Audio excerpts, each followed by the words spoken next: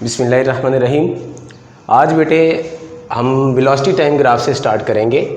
Velocity time graph ऐसा graph है जो ये बताता है कि बॉडी की वेलोसिटी टाइम के साथ किस तरह से वेरी कर रही है। Illustrates the variation in velocity of body with time. ये मैंने एक वेलोसिटी टाइम ग्राफ बनाया है। तो सबसे पहले हम बात करते हैं कि इस ग्राफ की स्लोप हमें क्या बताएगी। तो स्लोप फाइंड करने का तरीका बताया था कि इस क्वांटिटी को इस पर डिवाइड करके चेक करो। तो यहाँ से v/t दैट इज एक्सेलरेशन। तो slope of velocity time graph gives the acceleration. और अगर हम इस ग्राफ का एरिया फाइंड करें तो एरिया के लिए मैंने आपको सिखाया था कि इन दोनों को मल्टीप्लाई करके चेक करेंगे। तो velocity into time that is distance. तो area under the graph gives the distance covered by the body. तो अगर आपको वेलोसिटी टाइम ग्राफ गिवन है और आप उससे एक्सेलरेशन को फाइंड करना चाहते हैं तो आप इस ग्राफ की स्लोप फाइंड करेंगे, और अगर आप उससे distance covered by the body find करना चाहते हैं तो आप उसके नीचे वाला एरिया फाइंड कर लेंगे। ये मैंने चंद एक ग्राफ बनाए हैं, इनको हम स्टडी करते हैं बिल्कुल उसी तरह से जैसे हमने लास्ट लेक्चर में डिस्टेंस टाइम ग्राफ को पढ़ा था। इस ग्राफ में आप देखो वेलोसिटी कांस्टेंट है, वेलोसिटी कांस्टेंट, इसकी स्लोप जीरो है। अगर स्लोप जीरो है तो इसका एक्सेलरेशन जीरो हो जाएगा। तो ये यूनिफॉर्म वेलोसिटी का ग्राफ है। इस ग्राफ में आप देखो एंगल फिक्स है, एंगल कांस्टेंट, तो स्लोप भी कांस्टेंट। तो इसका मतलब इस केस में आप देखो ग्राफ ऊपर जा रहा है, वेलोसिटी बढ़ रही है लेकिन एक्सेलरेशन जो स्लोप के बराबर है वो इसमें कांस्टेंट है। तो ये ग्राफ है increasing velocity but constant acceleration का। जब भी ये ग्राफ सीधी लाइन होगा वेलोसिटी टाइम ग्राफ तो आप समझ जाएंगे कि उसका एक्सेलरेशन कांस्टेंट है। और इसमें वेलोसिटी क्योंकि बढ़ रही है तो आप इसे ये भी बता सकते हैं कि आपका एक्सेलरेशन पॉजिटिव होगा कि नेगेटिव। वेलोसिटी हर सेकंड में बढ़ रही है तो इसका मतलब बॉडी के अंदर एक्सेलरेशन पॉजिटिव होगा। अगर हम इधर बात करें तो आप देखो इस ग्राफ की जो स्लोप है वो बढ़ रही है और ग्राफ ऊपर जा रहा है, इसका मतलब वेलोसिटी भी बढ़ रही है और स्लोप बढ़ने का मतलब इसका एक्सेलरेशन भी बढ़ रहा है। तो इसका मतलब ये इंक्रीजिंग एक्सेलरेशन और इंक्रीजिंग वेलोसिटी का ग्राफ है। अगर हम इसमें बात करें, यहाँ पे ऐसा स्लोप को रिप्रेजेंट कर रहे हैं, इस ग्राफ में आप देखो स्लोप कम हो रही है। अगर स्लोप कम हो रही है तो फिर इसका एक्सेलरेशन भी कम हो रहा है, लेकिन आप देखो ग्राफ ऊपर जा रहा है, इसका मतलब वेलोसिटी बढ़ रही है। इस केस में वेलोसिटी बढ़ रही है। अगर हम इस ग्राफ की बात करें तो आप देखो ए से बी तक ग्राफ सीधी लाइन है, इसका मतलब यहाँ पे एक्सेलरेशन कांस्टेंट है, स्लोप कांस्टेंट, लेकिन वेलोसिटी यहाँ पे बढ़ रही है लेकिन एक्सेलरेशन क्या है, कांस्टेंट।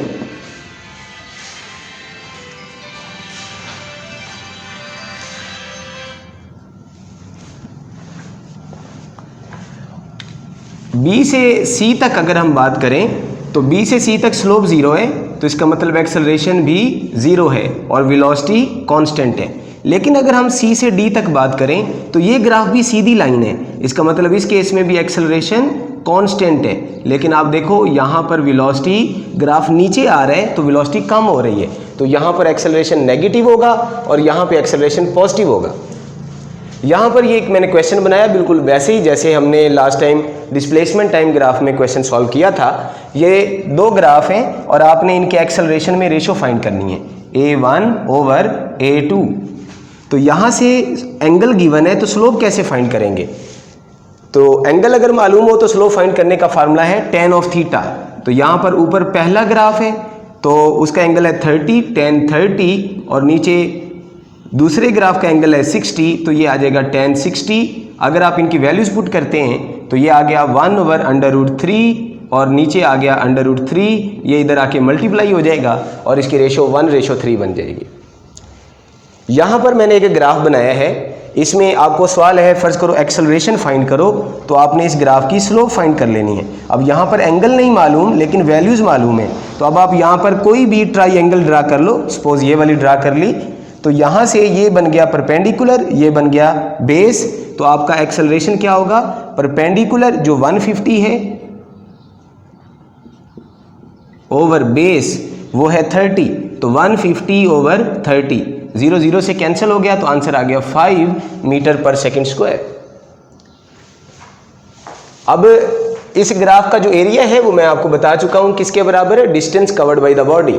फर्ज करो ये आपको एक क्वेश्चन गिवन है और आपको कहा जाता है कि किस ग्राफ में एक्सेलरेशन ज़्यादा है। तो एक्सेलरेशन बताना हो तो जिसकी स्लोप ज़्यादा होगी उसका एक्सेलरेशन भी ज़्यादा होगा, क्योंकि slope represents the acceleration of the body. तो आप देखो सबसे ज़्यादा एंगल किसका है, 3 का, तो इसका मतलब थर्ड का एक्सेलरेशन सबसे ज़्यादा है। उससे कम एंगल है 2 का और सबसे कम एंगल है 1 का। लेकिन अगर आपने बताना है किस केस में सबसे ज़्यादा डिस्टेंस कवर हो रहा है, तो जो डिस्टेंस कवर हो रहा है वो बराबर है एरिया अंडर द ग्राफ। तो आप देखो किस ग्राफ के नीचे एरिया ज़्यादा है, पहले ग्राफ का ये वाला एरिया है, दूसरे ग्राफ का ये वाला एरिया है और तीसरे ग्राफ का ये वाला एरिया है। तो आप देखो जो 1 है उसका एरिया सबसे ज़्यादा है, तो इसका मतलब 1 के केस में सबसे ज़्यादा डिस्टेंस कवर हो रहा है। x1 सबसे ज़्यादा है, x2 उससे कम है और x3 इस केस में सबसे कम है। फर्ज करो ये आपको एक ग्राफ गिवन है और आपको कहा जाता है कि find the distance covered by the body. तो अगर आपने डिस्टेंस फाइंड करना है यहाँ से तो आपको इसका टोटल एरिया ग्राफ के नीचे वाला फाइंड करना पड़ेगा। और यहाँ पर आप देख रहे हैं कि ये एक ट्रेपीजियम बन रही है, यहाँ से लेके यहाँ तक लेंथ बन गई 20, ये 5 है, ये 15 है, तो ये वाली लेंथ बन गई 10 और ये दोनों आपस में पैरेलल हैं। तो मैंने आपको बताया था एरिया कैसे फाइंड करते हैं ट्रेपीजियम का, जो पैरेलल साइड है उनको जमा करो 10 + 20 और उसको 2 पे डिवाइड कर दो और इन दोनों में ये जो परपेंडिकुलर डिस्टेंस है दैट इज 20 उससे मल्टीप्लाई कर दो। तो ये कैंसिल होके ये आ गया 10, ये आ गया 30 × 10 300 मीटर इसका आंसर है। अगर ये टाइम सेकंड है और ये वेलोसिटी मीटर पर सेकंड है तो ये साथ में यूनिट्स का भी ख्याल रखना है कि यूनिट्स कौन से हैं। यहाँ पर ये एक ग्राफ है वेलोसिटी टाइम ग्राफ और आपको कहा जाता है find the distance covered by the body and displacement covered by the body. तो यहाँ से सबसे पहले हम डिस्टेंस फाइंड करते हैं। तो एक ये वाला एरिया बन रहा है, एक ये वाला एरिया बन रहा है और एक ये वाला एरिया बन रहा है। तो डिस्टेंस निकालने के लिए हमें तीनों एरिया को ऐड करेंगे तो टोटल डिस्टेंस क्या होगा सबसे पहले वो फाइंड करते हैं। इसकी लेंथ है 20, विड्थ है 2, तो ये डिस्टेंस बन गया 40। इसकी लेंथ है 10 और ये 2 है तो ये बन गया 20। इसकी लेंथ है 10 और विड्थ है 2 तो ये भी बन गया 20। तो टोटल आपका जो डिस्टेंस है दैट इज 80 मीटर। लेकिन अगर आपको कहा जाता है कि फाइंड द टोटल डिस्प्लेसमेंट, इस ग्राफ से टोटल डिस्प्लेसमेंट बताओ कितना है, तो ये कितना है 10, ये भी 10 है और ये 20 है और ये भी 20 है और ये कितना था 40। अब आप देखो ये 20 नेगेटिव है, ये 20 पॉजिटिव है, तो यहाँ पर टोटल डिस्प्लेसमेंट बन गया 0। तो टोटल डिस्प्लेसमेंट जस्ट ये रह जाएगा दैट इज 40 मीटर। लास्ट वाले ग्राफ में देखो, पहले तो ये बताओ इस ग्राफ में क्या एक्सेलरेशन कांस्टेंट है या वेरिएबल है। तो इसका आंसर ये होगा कि ये क्योंकि ग्राफ सीधी लाइन है तो इसकी स्लोप कांस्टेंट है, तो इसमें एक्सेलरेशन क्या होगा कांस्टेंट। ये उस बॉडी का ग्राफ है जिसको हम अपवर्ड थ्रो करते हैं। अगर किसी बॉडी को अपवर्ड थ्रो किया जाए तो उसके अंदर जो एक्सेलरेशन होगा वो होगा ड्यू टू ग्रेविटी, और वो क्योंकि नियर द अर्थ अगर हम बात कर रहे हैं ज़्यादा दूर तक नहीं जाती तो वो तकरीबन कांस्टेंट है, तो उसके ग्राफ सीधी लाइन बनेगी। आप देखो शुरू में जब हमने फेंका था वेलोसिटी क्या थी मैक्सिमम, लेकिन जैसे बॉडी ऊपर जा रही है वेलोसिटी कम होती जा रही है और मैक्सिमम हाइट पे जब बॉडी पहुंची तो उसकी वेलोसिटी क्या हो गई 0। और उसके बाद बॉडी नीचे को आना शुरू हो गई, यानी अब फिर वेलोसिटी बढ़ रही है लेकिन अब ऑपोजिट डायरेक्शन में बढ़ रही है। तो ये आप देखो वैल्यू वेलोसिटी की फिर से बढ़ रही है लेकिन ऑपोजिट में। अगर तो आपने ये बताना हो कि इस ग्राफ का एक्सेलरेशन किसको रिप्रेजेंट कर रहा है, तो एक्सेलरेशन कांस्टेंट है और वो ग्रेविटी का एक्सेलरेशन है। लेकिन अगर आपने ये बताना हो कि इसने डिस्टेंस कितना कवर किया है तो आपने ये वाला एरिया भी फाइंड करना है, ये भी फाइंड करना है, दोनों को ऐड कर देना है। लेकिन अगर आपने ये बताना हो टोटल डिस्प्लेसमेंट कितना कवर किया, तो ये जितना एरिया पॉजिटिव है उतना ही एरिया नेगेटिव है, तो जब इनको जमा करेंगे तो टोटल डिस्प्लेसमेंट 0 हो जाएगा।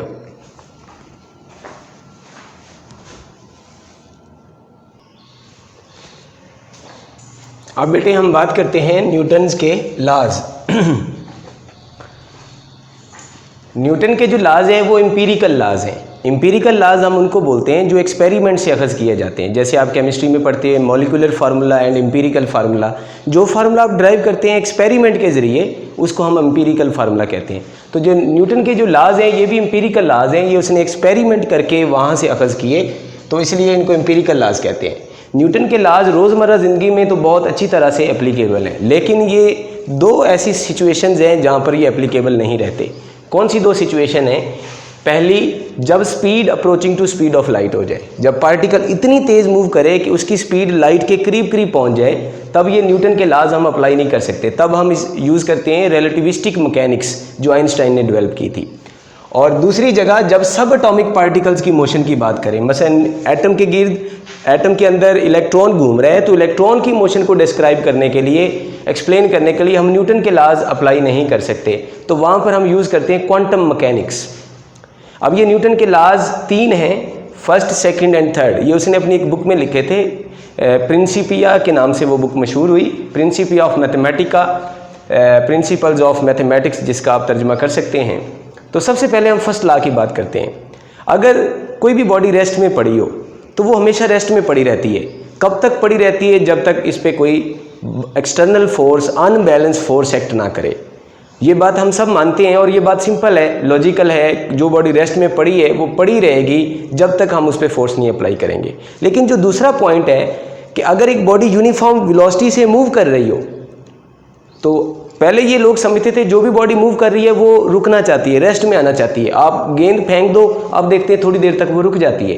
तो हर बॉडी रुकना चाहती है, लेकिन न्यूटन ने बताया कि हर बॉडी रुकना नहीं चाहती।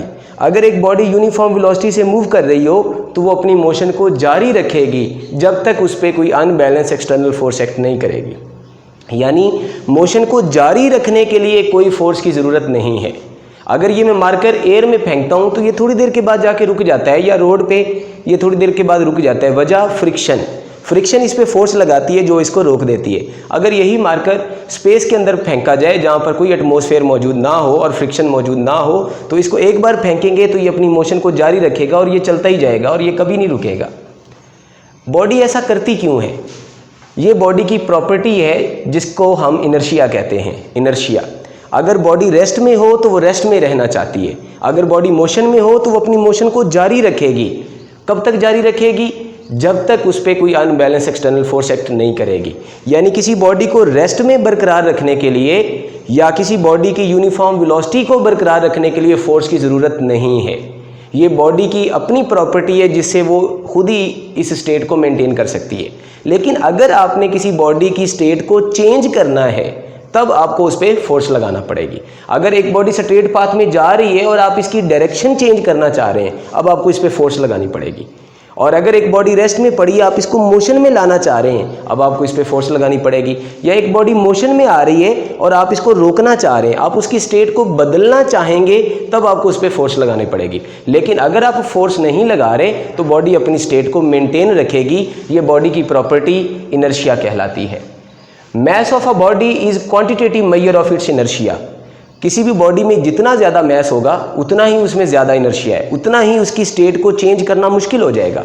अगर वो ज़्यादा मैस वाली बॉडी मोशन में है तो आप उसको रोकना चाहते हो, उसकी स्टेट चेंज करना चाहते हो, तब आपको ज़्यादा फोर्स लगानी पड़ेगी और उसकी स्टेट को चेंज करना मुश्किल होगा। और अगर वो रेस्ट में पड़ी है ज़्यादा मैस वाली बॉडी और आप उसको मोशन में लाना चाह रहे हो, यानी उसकी स्टेट चेंज करना चाह रहे हो, तब भी आपको ज़्यादा फोर्स लगाना पड़ेगी। तो स्टेट को चेंज करने के लिए ज़्यादा फोर्स लगाना पड़ेगी। अगर मैस ज़्यादा है यानी हम बोलेंगे उसका इनर्शिया ज़्यादा है, और अगर मैस कम है तो उसकी स्टेट को चेंज करना आसान है, तो हम बोलेंगे इनर्शिया कम है।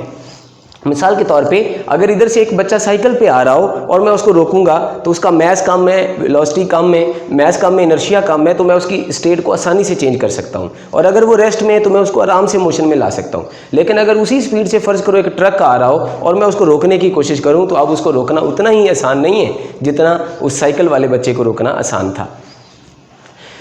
इसकी बहुत सारी एग्जाम्पल है। अगर आप कार ड्राइव कर रहे हैं तो अचानक से ब्रेक लगाते हैं तो आपने देखा होगा आप आगे को गिरते हैं। अब आगे को क्यों गिर रहे हैं? असल में ये हो रहा है कि बॉडी मूव कर रही थी, साथ आप भी मूव कर रहे थे।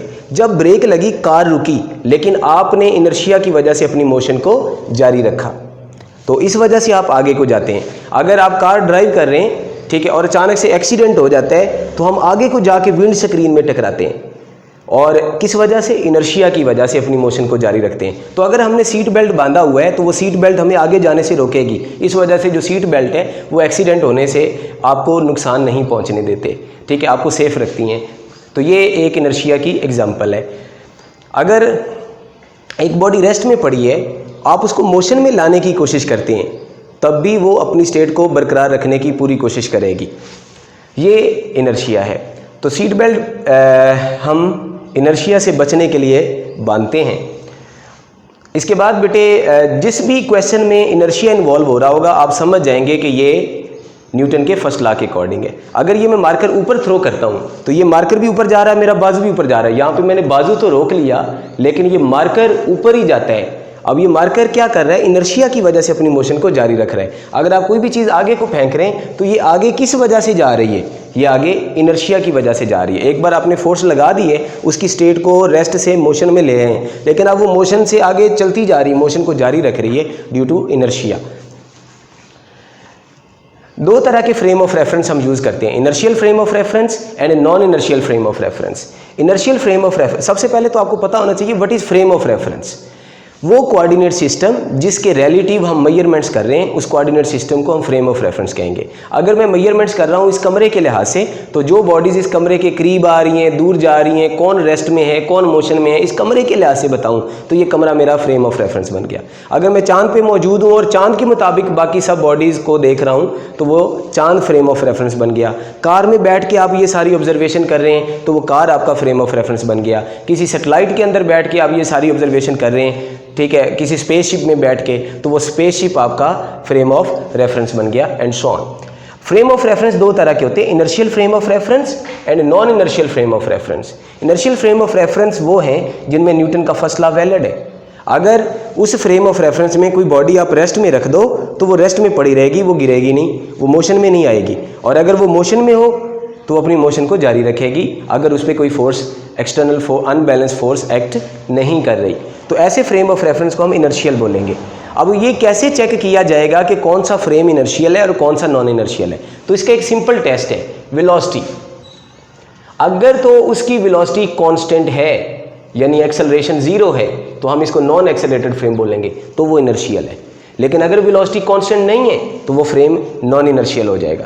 मिसाल के तौर पे अगर एरोप्लेन फ्लाइट कर रहा है स्ट्रेट पाथ में, तो वो कांस्टेंट वेलोसिटी से जा रहा होता है, तब वो इनर्शियल फ्रेम है। लेकिन जब वो टेक ऑफ कर रहा होता है या जब वो लैंडिंग कर रहा होता है, तब उसकी वेलोसिटी चेंज हो रही है, तब वो फ्रेम नॉन इनर्शियल बन जाएगा। वेलोसिटी दो तरह से चेंज होती है, मैग्नीट्यूड चेंज होने से या डायरेक्शन चेंज होने से। तो अगर आप बोल रहे हैं वेलोसिटी कांस्टेंट है, मतलब उसका मैग्नीट्यूड भी कांस्टेंट होना चाहिए और उसकी डायरेक्शन भी कांस्टेंट होनी चाहिए। अगर दोनों में से कोई एक चीज़ भी चेंज होगी, बेशक मैग्नीट्यूड चेंज हो गया या डायरेक्शन चेंज हो गई, तो हम उस फ्रेम को नॉन इनर्शियल फ्रेम कंसीडर करेंगे। मिसाल के तौर पे एक सैटेलाइट अर्थ के गिर्द घूम रहा है। अब आप कांस्टेंट स्पीड से घूम रहे हैं, लेकिन आप देखो उसकी डायरेक्शन कंटिन्यूसली चेंज हो रही है।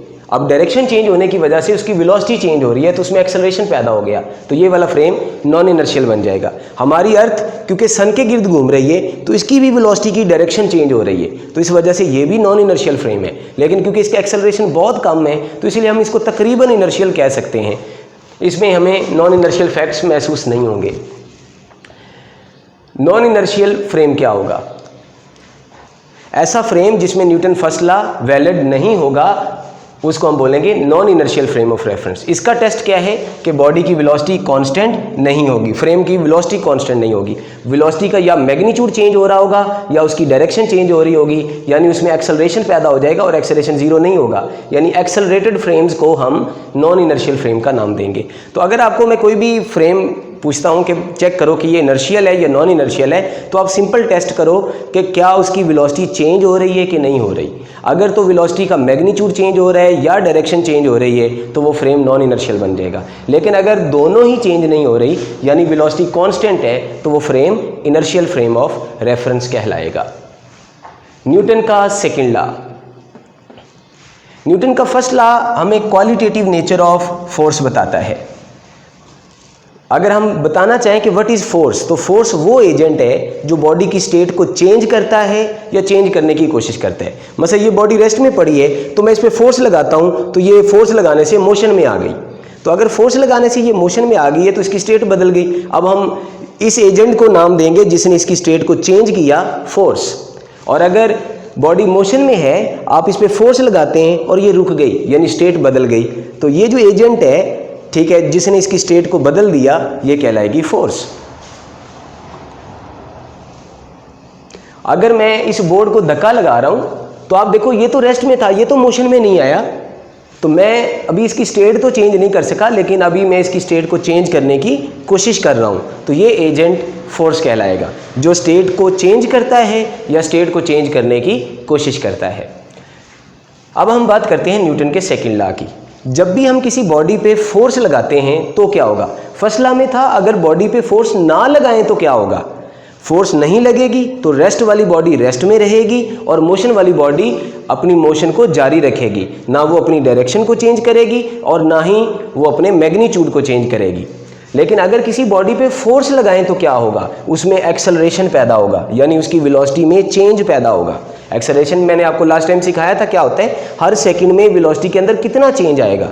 तो जब भी किसी बॉडी पे फोर्स लगेगी तब एक्सेलरेशन पैदा होगा। और यहाँ पे हम फोर्स से मुराद नेट फोर्स की बात कर रहे हैं। ये मतलब नहीं किसी भी बॉडी पे फोर्स लग रही है तो लाजमी उस पर एक्सेलरेशन पैदा होगा, अगर नेट फोर्स लगेगी तब उसमें एक्सेलरेशन पैदा होगा। जैसे ये मार्कर मेरे हाथ पे पड़ा है तो अभी इस पे ग्रेविटी की फोर्स लग रही है डाउनवर्ड, और एक इस पे मेरा हाथ भी फोर्स लगा रहा है अपवर्ड, दोनों इक्वल हैं, ऑपोजिट हैं, इस पे लगने वाली नेट फोर्स जीरो हो गई, तो इसमें कोई एक्सेलरेशन पैदा नहीं हो रहा।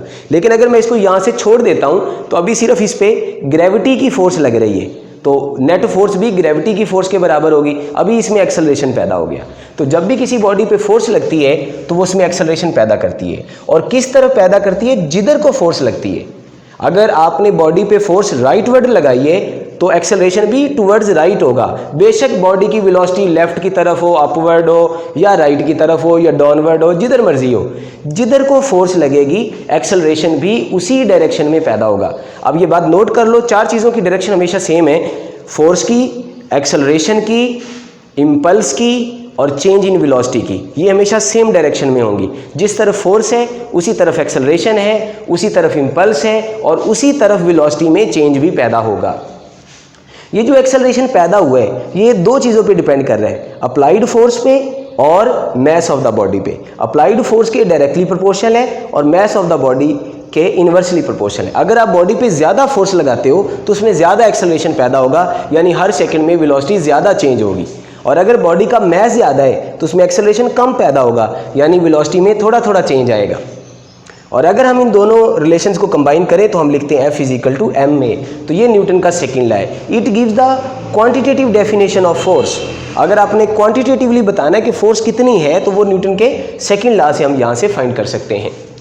यहाँ पर मैंने एक क्वेश्चन लिखा है, फर्ज करो ये एक बॉडी है 2 kg की और ये एक और बॉडी है 4 kg की। तो अगर मैं इस पर 12 न्यूटन फोर्स लगाता हूँ तो किस बॉडी में ज़्यादा एक्सेलरेशन पैदा होगा?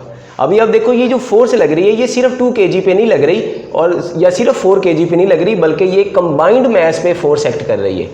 तो ये दोनों इकट्ठे मूव करेंगे। मसलन अगर एक ड्राइवर है वो कार चला रहा है तो जो कार की फोर्स लग रही है वो ड्राइवर और कार दोनों पे लग रही है, तो दोनों के अंदर कंबाइंड एक्सेलरेशन पैदा हो रहा है। और अगर दो चीज़ें इकट्ठी मूव करती हैं तो वो जो डिस्टेंस कवर करेंगी वो सेम होगा, उनकी जो वेलोसिटी होगी वो भी सेम होगी और उनका जो एक्सेलरेशन होगा वो भी सेम होगा। तो जो एक्सेलरेशन इस बॉडी का है वही एक्सेलरेशन इस बॉडी का है। अब अगर आपने फाइंड करना है कि इस बॉडी में कितना एक्सेलरेशन पैदा होगा तो आप इसमें न्यूटन के सेकंड लॉ को अप्लाई कर सकते हैं।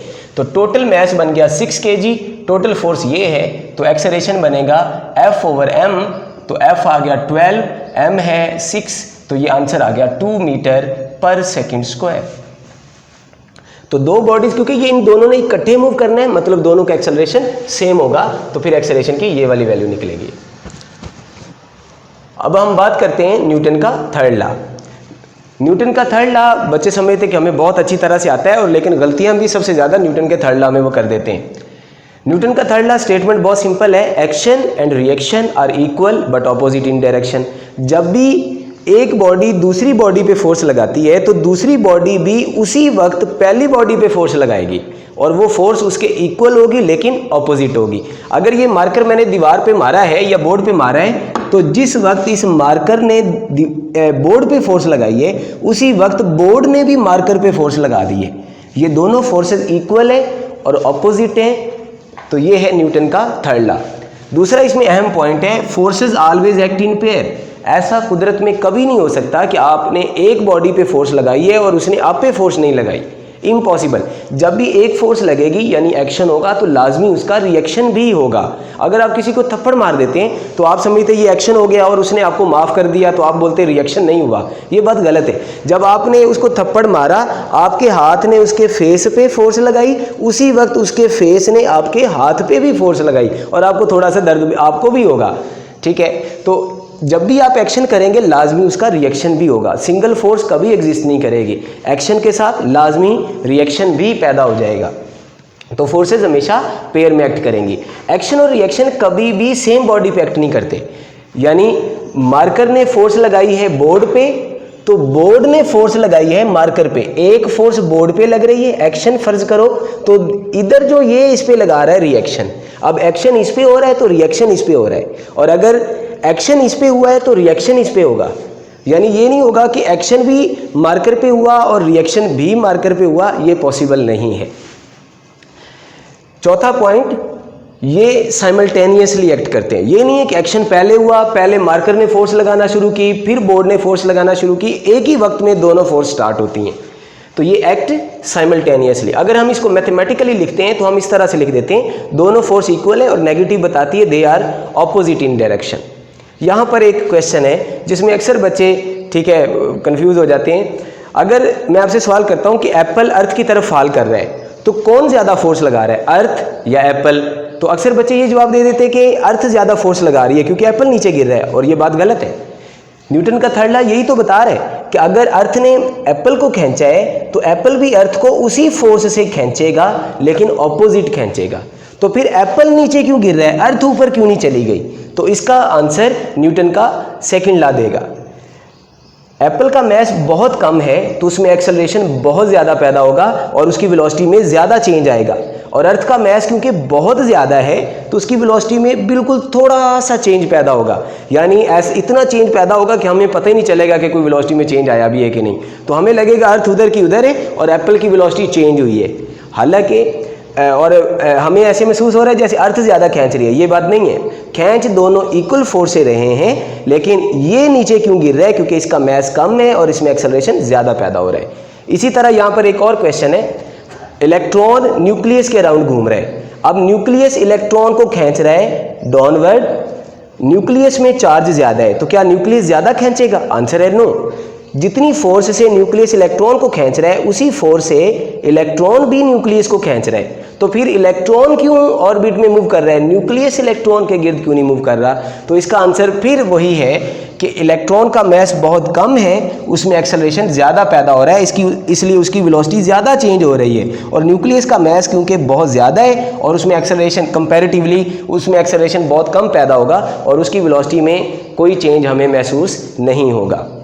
अगर आपको कोई भी वो फिनोमिना बताता है तो आपने वो पूछता है कि ये कौन से लॉ के अकॉर्डिंग है, तो आपने ये सोचना है कि अगर तो उसमें इनर्शिया इन्वॉल्व हो रहा है तो वो न्यूटन के फर्स्ट लॉ के अकॉर्डिंग है। यानी वो मोशन में है तो वो मोशन को जारी रखने की कोशिश कर रहा है, या रेस्ट में है तो अपनी रेस्ट वाली स्टेट को जारी रखने की कोशिश कर रहा है, तो इसमें इनर्शिया इन्वॉल्व हो रहा है। तो वो न्यूटन के फर्स्ट लॉ के अकॉर्डिंग है। और जहाँ भी क्वांटिटेटिवली फोर्स और मास और कोई चीज़ इस तरह से फाइंड करनी होगी तो वो न्यूटन के सेकंड लॉ के अकॉर्डिंग हो जाएगी। और जिस फिनोमिना में भी एक्शन और रिएक्शन इन्वॉल्व हो जाएंगे तो वो न्यूटन के थर्ड लॉ के अकॉर्डिंग होगी। अगर हम वॉक करते हैं तो ये न्यूटन के थर्ड लॉ के अकॉर्डिंग है। हम ज़मीन को पीछे की तरफ धक्का दे रहे हैं और ज़मीन हमें आगे की तरफ भेज रही है, तो ये है न्यूटन के थर्ड लॉ के अकॉर्डिंग। अगर हम स्विमिंग कर रहे हैं तो ये भी न्यूटन के थर्ड लॉ के अकॉर्डिंग है। हम पानी को पीछे की तरफ धकेल रहे हैं और पानी हमको आगे की तरफ धकेल रहा है। ये जितने भी बोट्स प्रोपेलर लगे होते हैं वो पानी को पीछे फेंकते हैं और कश्ती आगे को जाती है, ये न्यूटन के थर्ड लॉ के अकॉर्डिंग। रॉकेट न्यूटन के थर्ड लॉ के अकॉर्डिंग मूव करेगा। रॉकेट गैसेस पे फोर्स लगाएगा डाउनवर्ड, तो उतनी ही फोर्स गैसेस रॉकेट पे लगाएंगी अपवर्ड, जिसकी वजह से ये अपवर्ड मूव करेगा। तो जिसमें भी एक्शन और रिएक्शन आ रहे होंगे आप समझ जाएंगे कि वो न्यूटन के थर्ड लॉ के अकॉर्डिंग फिनोमिना हो रहा है। तो इस तरह के वो कोई भी वो फिनोमिना आपसे पूछ सकते हैं कि ये न्यूटन के कौन से लॉ के अकॉर्डिंग है। तो अगर उसमें इनर्शिया इन्वॉल्व हो रहा है तो फर्स्ट लॉ के अकॉर्डिंग, क्वांटिटेटिवली फोर्स और मास एक्सेलरेशन की बात हो रही है तो वो सेकंड लॉ के अकॉर्डिंग, और अगर उसमें एक्शन और रिएक्शन इन्वॉल्व हो रहे हैं तो वो न्यूटन के थर्ड लॉ के अकॉर्डिंग फिनोमिना कहलाएगा। अब बेटे हम बात करते हैं मोमेंटम की। अगर एक बॉडी मूव करके आ रही हो और आप उसको रोकने की कोशिश करो तो ये जो बॉडी जो मूव कर रही है ये आप पे फोर्स लगाएगी। मसलन अगर इधर से कोई गाड़ी आ रही है और मैं सामने खड़ा हो जाता हूँ तो वो गाड़ी को जब मैं रोकने की कोशिश करूँगा तो वो मुझे हिट करेगी, वो मुझ पे फोर्स लगाएगी। ये वाली जो प्रॉपर्टी होती है बॉडी की ये मोमेंटम कहलाती है। कोई भी जो बॉडी मूव कर रही है आप उसके रोकने की कोशिश करो तो वो बॉडी आप पे फोर्स लगाएगी, ये मोमेंटम कहलाती है। अब एक एग्जांपल लेते हैं। फ़र्ज़ करो एक छोटा बच्चा साइकिल पे आ रहा है और मैं उसको रोकने की कोशिश करूँगा, तो मैं जब रोकता हूँ तो वो मुझ पे फोर्स लगाता है, लेकिन थोड़ी फोर्स लगाता है, मुझे कुछ भी नहीं हुआ। क्यों? उसका मास भी थोड़ा है और उसकी वेलोसिटी भी थोड़ी है, तो हम इसको बोलेंगे कि उसका मोमेंटम भी कम है, उसके अंदर ये कम प्रॉपर्टी है कि वो फोर्स लगाए। अगर फ़र्ज़ करो उसी वेलोसिटी से एक ट्रक आ रहा हो और मैं सामने खड़ा होकर उसको रोकने की कोशिश करूं, अब वो मुझे ज़बरदस्त मुझ पे फोर्स लगाएगा। अब वेलोसिटी तो कम है अभी भी, लेकिन अब क्या चीज़ बढ़ गई? मास बढ़ गया। मास बढ़ने की वजह से मोमेंटम बढ़ गया, उसके अंदर ज़्यादा प्रॉपर्टी आ गई कि वो अगली बॉडी जो भी रोकने की कोशिश करे वो उसको हिट करे। एक और एग्जांपल लो। फ़र्ज़ करो इधर से किसी बंदे ने बुलेट फायर कर दी है, मेरी तरफ बुलेट आ रही है। अब बुलेट का मास तो थोड़ा है लेकिन बुलेट की वेलोसिटी बहुत ज़्यादा है। अब मैं उसको रोकने की कोशिश करता हूँ, अब वो मुझ पर ज़बरदस्त फोर्स लगाएगी और हो सकता है मुझे डिलीट ही कर दे। ठीक है, तो जो भी बॉडी मूव कर रही हो और आप उसको रोकने की कोशिश करो तो वो आपको हिट करेगी और आप पे फोर्स लगाएगी।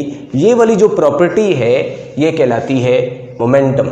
न्यूटन ने इसका नाम क्वांटिटी ऑफ मोशन रखा था, बाद में इसका नाम मोमेंटम पड़ गया। मोमेंटम दो चीज़ों पे डिपेंड कर रहा है, मास पे, वेलोसिटी पे। जितना मास ज़्यादा होगा बॉडी उतनी ज़्यादा फोर्स लगाएगी, हम बोलेंगे उसका मोमेंटम उतना ज़्यादा है। और जितनी वेलोसिटी ज़्यादा होगी तब भी उतना मोमेंटम ज़्यादा होगा, बॉडी उतनी ज़्यादा फोर्स लगाएगी, जैसे बुलेट में था। तो मोमेंटम का फार्मूला है P = mv, the product of mass of the body and its velocity. तो ये एक फार्मूला मिल गया, और फार्मूला वाले जो क्वेश्चन मैंने आपको सबसे पहले लेक्चर में सिखाए हैं वो सारे यहाँ से बन सकते हैं। अगर मैं P और V का ग्राफ बनाऊँ तो वो सीधी लाइन बनेगा, और अगर उस ग्राफ में P y की तरफ हो और V x की तरफ हो, उसकी स्लोप निकालूँ तो वो बॉडी का मास होगा। अगर वेलोसिटी डबल हो जाए तो ये डबल हो जाएगा, मास डबल हो जाए तो ये डबल हो जाएगा, दोनों डबल हो जाए तो ये 4 टाइम हो जाएगा, एंड सो ऑन। इस तरह के वो जो सारे फार्मूलाज हैं वो यहाँ से आप इस फार्मूले से सॉल्व कर सकते हैं। मोमेंटम का सिस्टम इंटरनेशनल में यूनिट क्या है? kg मास के लिए एंड मीटर पर सेकंड वेलोसिटी के लिए, इसको हम न्यूटन सेकंड भी कह सकते हैं। ये सिस्टम इंटरनेशनल में यूनिट है। किसी और सिस्टम में, जैसे फर्ज करो CGS सिस्टम में आपने इसका यूनिट बताना है, तो CGS सिस्टम में न्यूटन की जगह डाइन आ जाएगा और सेकंड ही होगा, तो इसका यूनिट बन जाएगा डाइन सेकंड। इसी तरह बाकी सिस्टम में भी इसके यूनिट्स को फाइंड किया जा सकता है। ये था मोमेंटम का इंट्रोडक्शन। मोमेंटम और वेलोसिटी हमेशा पैरेलल होंगे, जिस तरह बॉडी मूव कर रही है उसी डायरेक्शन में बॉडी का मोमेंटम भी है। Newton second law in terms of momentum, अगर हम न्यूटन के सेकंड लॉ को मोमेंटम की शक्ल में लिखें तो वो ये फार्मूला है, आपने पढ़ा हुआ है, force is equal to rate of change of momentum of the body. आपने 1 सेकंड में कितना मोमेंटम चेंज किया है ये बॉडी पे लगने वाली फोर्स के बराबर है। 1 सेकंड में कितना मोमेंटम चेंज किया है, आपको वो इसमें से कोई 2 चीज़ें बता देता है तो आप तीसरे वाले को फाइंड कर सकते हैं। मतलब एक बॉडी पे 10 न्यूटन फोर्स लगती है 2 सेकंड के लिए, तो उसमें मोमेंटम में कितना चेंज आया, तो आपको ये दोनों मालूम है तो आप इसको फाइंड कर सकते हैं। या मोमेंटम में चेंज आया है, फ़र्ज़ करो 100 2 सेकंड के अंदर, तो बताओ बॉडी पे फोर्स कितनी लगी। अब ये दोनों चीज़ें मालूम है तो आप इसको फाइंड कर सकते हैं, एंड सो ऑन। अब यहाँ पर देखो जो बॉडी पे फोर्स लग रही है वो चेंज इन मोमेंटम के डायरेक्टली प्रोपोर्शनल है। जितना मोमेंटम में ज़्यादा चेंज आएगा उतनी फोर्स ज़्यादा लगेगी। अगर एक बॉडी आ रही है उसका मोमेंटम कम है, उसको मैंने रोका, उसके मोमेंटम में चेंज थोड़ा आया, और अगर एक और बॉडी आ रही है, उसके पास मोमेंटम ज़्यादा है, उसको मैंने रोका, उसके मोमेंटम में ज़्यादा चेंज पैदा हुआ, अब वो मेरी बॉडी पे ज़्यादा फोर्स लगाएगा, मुझे ज़्यादा ज़ोर से हिट करेगा। और ये जो फोर्स लग रही है ये टाइम के इन्वर्सली प्रोपोर्शनल है। टाइम वो लेना है जितने टाइम के अंदर मोमेंटम चेंज हुआ है। अगर थोड़े टाइम के अंदर मोमेंटम चेंज हुआ है तो बॉडी पे ज़्यादा फोर्स लगेगी, और अगर ज़्यादा टाइम के अंदर मोमेंटम चेंज हुआ है तो बॉडी पे कम फोर्स लगेगी। इसकी मैं आपको एक एग्जांपल देता हूँ। हम हेलमेट पहनते हैं, हेलमेट के अंदर आप देखते हैं कि फोम होता है, तो अगर हेलमेट पहना हुआ है और सर कहीं पे टकरा गया है तो दिमाग पे चोट नहीं लगेगी। उसकी वजह क्या है? जब वो टकराएगा तो वो फोम प्रेस होगा और मोमेंटम चेंज होने का टाइम बढ़ जाएगा, तो बॉडी पे फोर्स कम लगेगी। इसी तरह फ़र्ज़ करो मैं छत से छलांग लगा देता हूँ एक तालाब के अंदर, तो मैं बच जाता हूँ, लेकिन अगर उसी छत से मैं छलांग लगा दूँ एक रोड पे तो अब मैं नहीं बचूंगा। तो अब फ़र्क कहाँ है? अगर मैं तालाब में छलांग लगाता हूँ तो आपने देखा पानी में हम फ़ौरन नहीं रुकते, बल्कि हमारी वेलोसिटी आहिस्ता आहिस्ता कम होती है, मोमेंटम चेंज होने का टाइम बढ़ जाता है। टाइम बढ़ जाएगा तो बॉडी पे फोर्स कम लगेगी, लेकिन अगर रोड पे गिरूंगा तो मोमेंटम में फ़ौरन चेंज आएगा, टाइम बहुत कम लगेगा। टाइम कम लगने की वजह से मेरी बॉडी पे ज़्यादा फोर्स लगेगी और हड्डियाँ तोड़ देगी। एक और एग्जांपल यहाँ पर मैं आपको बताता हूँ। आपने अक्सर जिम्नास्टिक करते हुए वीडियोस वगैरह देखी होंगी, ठीक है? तो उन्होंने नीचे एयर बैग्स रखे होते हैं, जब वो ऊपर से आके गिरता है एयर बैग पे तो वो प्रेस होता है और मोमेंटम चेंज होने का टाइम बढ़ जाता है, जिसको हम टाइम ऑफ इम्पैक्ट भी बोलते हैं। तो टाइम बढ़ जाता है तो उन पे फोर्स कम लगती है और वो फ़ौरन खड़े हो जाते हैं। लेकिन अगर वो ना हो और वो सीधे फर्श पे गिरें, अब वो दोबारा खड़े होने के काबिल नहीं होंगे, बेशक वो जितनी मर्जी जिम्नास्टिक करते जा रहे हैं। तो जितना टाइम कम लगेगा फोर्स उतनी ज़्यादा लगेगी। अगर ये सर से मैं अपने बाल उतार दूं और स्किन भी उतार दूं तो मेरी खोपड़ी को तोड़ने के लिए जस्ट 5 न्यूटन की फोर्स रिक्वायर्ड है, लेकिन बालों की वजह से, स्किन की वजह से टाइम ऑफ इम्पैक्ट बढ़ जाता है। यानी ये बाल और स्किन ये मेरे खोपड़ी को महफूज रखने का काम कर रहे हैं। अब इसको तोड़ने के लिए तकरीबन 50 न्यूटन फोर्स रिक्वायर्ड होगी। ऐसी बेशुमार एग्जाम्पल है। कार के अंदर एयर बैग्स होते हैं। अगर मैं कार ड्राइव कर रहा हूँ और आगे से एक्सीडेंट हो जाता है तो अचानक सामने से एक एयर बैग निकल के उसमें हवा भर जाती है और मैं एयर बैग के अंदर टकराता हूँ और वो प्रेस होता है और मोमेंटम चेंज होने का टाइम ज़्यादा हो जाता है। टाइम ज़्यादा हो गया तो मेरी बॉडी पे फोर्स कम लगती है और मैं महफूज रहा। इसी तरह अगर आपके पास एक फुटबॉल पड़ा हो और आप उस फुटबॉल को किक मारो तो क्या होगा? फुटबॉल थोड़ा प्रेस होगा और मोमेंटम चेंज होने में टाइम ज़्यादा लगेगा और आपके पाँव पे फोर्स कम लगेगी और वो फुटबॉल वो गया आगे। लेकिन अगर उसी साइज़ का एक पत्थर पड़ा हो और मैं उसको उसी तरह से हिट करूं, अब पत्थर नहीं कंप्रेस नहीं होना, अब मोमेंटम चेंज होने में टाइम थोड़ा लगेगा, अब ठीक है पाँव टूट जाएगा। तो ये कुछ मैंने एग्जांपल्स दी हैं आपको कि टाइम ऑफ इम्पैक्ट जितना ज़्यादा होगा फोर्स उतनी कम लगेगी और टाइम ऑफ इम्पैक्ट जितना कम होगा फोर्स उतनी ज़्यादा लगेगी। अगर आपके पास 2 बुलेट है, एक बुलेट सॉफ्ट है और एक बुलेट हार्ड है, तो कौन सी बुलेट ज़्यादा इफेक्टिव होगी? जो बुलेट सॉफ्ट है उसका टाइम ऑफ इम्पैक्ट ज़्यादा होगा, वो प्रेस होगी तो वो बॉडी पे कम फोर्स लगाएगी, वो थोड़ा हिट करेगी, और जो हार्ड होगी उसका टाइम ऑफ इम्पैक्ट कम होगा और वो बॉडी पे ज़्यादा फोर्स लगाएगी और ये ज़्यादा इफेक्टिव होगी as compared to soft bullet. अभी हम बात करते हैं इम्पल्स। इम्पल्स कब हमें ज़रूरत पड़ती है? इम्पल्स को हम कह सकते हैं कि धक्का, किसी बॉडी पे अगर अचानक से धक्का लगे, ये झटका लगे, तो हम बोलते हैं उस पर इम्पल्स एक्ट कर रही है। अगर किसी बॉडी पे फोर्स लगे for very short interval of time, तो अगर टाइम इंटरवल वेरी शॉर्ट हो तो ये टाइम आप कैलकुलेट नहीं कर पाओगे, तो इससे आप फोर्स भी फिर कैलकुलेट नहीं कर पाओगे। तब हम फोर्स की बजाय इम्पल्स की टर्म यूज़ कर लेते हैं। तो impulse is the product of force and time. इसका ये भी एक वेक्टर क्वांटिटी है और इसकी डायरेक्शन वही है जो फोर्स की है, जैसे मैंने अभी थोड़ी देर पहले बताया। Force, acceleration, impulse and change in velocity, ये इनकी डायरेक्शन सेम होगी। चेंज इन मोमेंटम भी कह सकते हैं। और इसका यूनिट है न्यूटन सेकंड, और ये न्यूटन सेकंड अभी हमने पढ़ा बराबर है केजी मीटर पर सेकंड, यानी impulse and momentum have the same units.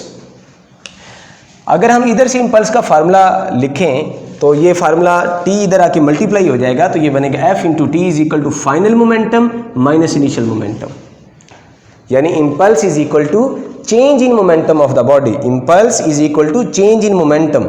अगर आपने बताना है किसी भी बॉडी पे इंपल्स लग रही है कि नहीं लग रही, तो आप ये देखो कि उस बॉडी का मोमेंटम चेंज हो रहा है कि नहीं हो रहा। अगर उस बॉडी का मोमेंटम चेंज हो रहा है तो उस पर इंपल्स लग रही है। लेकिन अगर बॉडी यूनिफॉर्म वेलोसिटी से जा रही है और उसके मोमेंटम में कोई चेंज नहीं आ रही, तो हम बोलेंगे उस पर कोई इंपल्स एक्ट नहीं कर रही। अगर वो आपको क्वेश्चन इस तरह से देता है कि कोई भी बॉडी एक्सेलरेट फ्रॉम रेस्ट, ठीक है, तो आप समझ जाएंगे कि इसका मतलब इनिशियल वेलोसिटी जीरो है, तो इनिशियल मोमेंटम भी जीरो हो गया, तो अब इंपल्स का ये फार्मूला बन जाएगा। अब ये देखो चार क्वांटिटीज़ का आपस में रिलेशन हो गया, force, time, mass and velocity. अगर कोई दो क्वांटिटी सेम हो जाएंगी तो बाकी की दो क्वांटिटीज़ का आपको रिलेशन मिल जाएगा। किसी भी एक क्वांटिटी को डबल या हाफ करने से किसी दूसरी क्वांटिटी पे क्या इफेक्ट होगा, वो सारे आप इस फार्मूले से फाइंड कर सकते हैं। लेकिन अगर आपको ये बताया जाए कि एक बॉडी है वो ब्रॉट टू रेस्ट या स्टॉप कर दी गई है, तो आप समझ गए कि इसका मतलब फाइनल वेलोसिटी जीरो हो गई है, और फाइनल वेलोसिटी जीरो होने का मतलब फाइनल मोमेंटम भी जीरो हो गया है, तब ये फार्मूला ये बन जाएगा। इसमें भी आप देखो वही चार चीज़ों का रिलेशन है, बस इनिशियल की जगह, फाइनल की जगह इनिशियल वेलोसिटी आ गई। आपको वो की कोई भी एक चीज़ बता देता है और दूसरे के बारे में पूछ सकता है, ठीक है। तो न्यूमेरिकल टाइप क्वेश्चन, किसी एक क्वांटिटी को डबल या हाफ कर दे, किसी दूसरी क्वांटिटी पे क्या इफेक्ट होगा, वो सारे यहाँ से क्वेश्चन समझे जा सकते हैं। अब हम बात करते हैं law of conservation of momentum. आपने पढ़ा जो फोर्स होती है वो बराबर होती है rate of change of momentum. अगर ये फोर्स ही जीरो हो जाए तो मतलब मोमेंटम में जो चेंज पैदा होगी वो जीरो हो जाएगी, यानी बॉडी का मोमेंटम क्या हो जाएगा, कांस्टेंट, और इसमें कोई चेंज पैदा नहीं होगी। अगर किसी सिस्टम पे लगने वाली एक्सटर्नल फोर्स जीरो हो तो ऐसे सिस्टम को हम आइसोलेटेड सिस्टम कहते हैं। अब इसकी आप एग्जांपल ऐसे समझ लो, अगर दो स्टूडेंट लड़ पड़े हैं और वो एक दूसरे को खूब थप्पड़ लगा रहे हैं तो ये म्यूचुअल फोर्स लग रही है।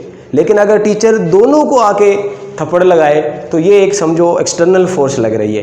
तो जब एक्सटर्नल फोर्स ना लग रही हो, बॉडी एक दूसरे पे तो फोर्स लगा रही हैं लेकिन कोई बाहर से उन पर फोर्स एक्ट नहीं कर रही, तो ऐसे सिस्टम को हम आइसोलेटेड सिस्टम कह सकते हैं। और ऐसे सिस्टम का linear, total linear momentum constant रहेगा। किसी एक बॉडी का मोमेंटम कम भी हो सकता है, ज़्यादा भी हो सकता है, ठीक है, लेकिन इनका जो टोटल मोमेंटम होगा वो कांस्टेंट रहेगा। फर्ज करो इसका शुरू में मोमेंटम है 10 और इसका मोमेंटम है 20, तो इसका total momentum before the collision इन दोनों बाल का बन गया 30, तो टकराने के बाद भी 30 होगा। अगर टकराने के बाद इस बॉडी का मोमेंटम हो गया है 5, तो फिर इस बॉडी का मोमेंटम हो जाएगा 25, और टोटल वही आएगा जो शुरू में था।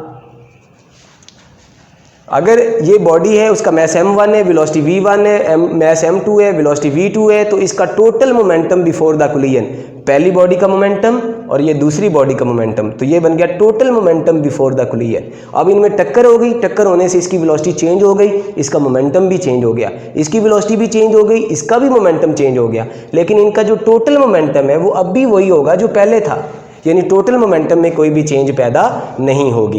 तो अगर टोटल मोमेंटम कांस्टेंट है, मोमेंटम क्योंकि वेक्टर क्वांटिटी है, तो कोई भी वेक्टर जब कांस्टेंट होता है तो उसका मतलब उसका मैग्नीट्यूड भी कांस्टेंट है और उसकी डायरेक्शन भी कांस्टेंट है। ना उसका मैग्नीट्यूड चेंज हो रहा है और ना ही उसकी डायरेक्शन चेंज हो रही है।